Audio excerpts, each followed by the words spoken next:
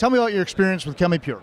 Well, I have a 210 mixed reef, and one of the biggest things I like it for is, it keeps my water safer because I have softies and acros and everything, and it helps it keep balance for everything.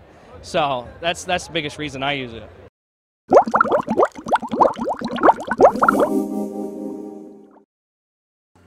The Coral Restoration Foundation is having great success growing stag and elkhorn corals in underwater nurseries, which can later be outplanted to sections of reef where populations have died off from environmental pressures.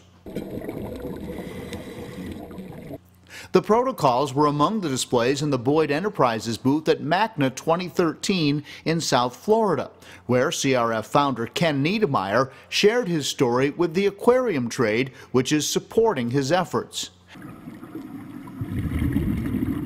And this year, that story has one more incredible chapter.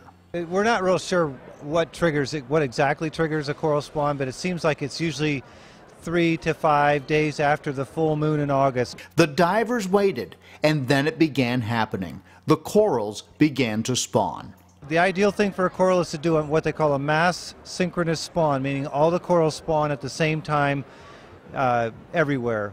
And what it does is it overwhelms the predators that are trying to eat all the coral eggs. If you're just dribbling all night long, the fish will just sit there and pick them all off, and you'll have no larvae, no fertilization, no survivors. So if the corals all do it at once, then something's going to survive, because the fish are finally like, I'm full, I can't eat anymore, and so some of them escape. So this year was a mass synchronous spawn, and it was great. It happened on the reef and even in the lab. The corals in tune to the lunar clock, no matter their location. It's a little bit like a snowstorm in reverse.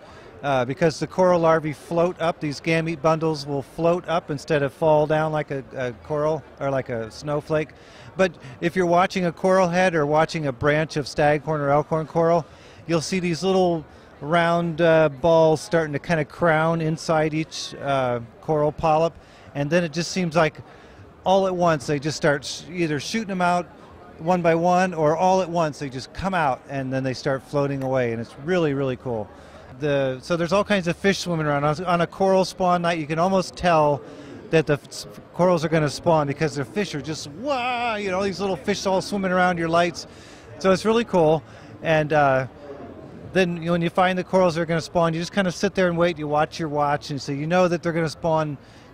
This year they spawned at 10:30. So from 10:30 to about 10:40, they were releasing eggs and stuff like that. So you just kind of wait until that time, and then get your cameras ready. And So it only takes 10 minutes and then it's over? pretty much, yeah. And then our long-term goal is to get kind of a selective reproduction where we can spawn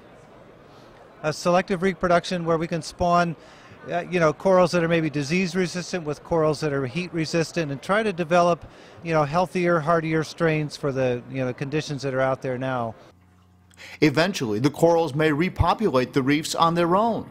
But for now, the Coral Restoration Foundation wants to give them all the help they can get. We want the corals to be reproducing on the reef and doing this all on their own. And if we find a couple of corals that have some great characteristics and we can plant them close together and they can spawn and reseed the reefs, then we can retire. But I don't foresee that happening anytime soon. But I'm having a good time doing this, but I would rather the corals be doing the work instead of me doing it.